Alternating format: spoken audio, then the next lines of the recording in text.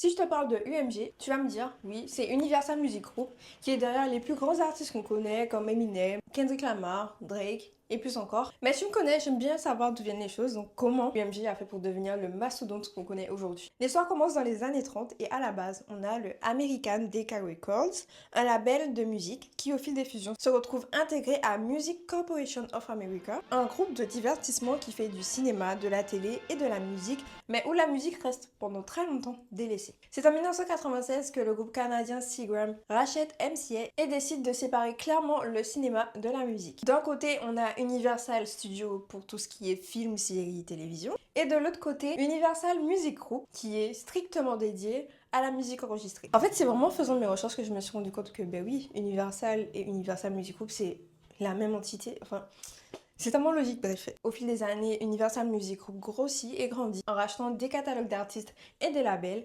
Et justement, en 2012, il rachète une grande partie de la maison de disques britannique EMI, qui possédait des labels comme Capitol ou Virgin, qui va permettre à Universal Music Group d'avoir un poids et un catalogue encore plus lourd que ses adversaires Warner et Sony Music Group. En parallèle, la maison de disques orchestre très bien la crise de la chute du disque en investissant très tôt dans les plateformes et dans le streaming payant.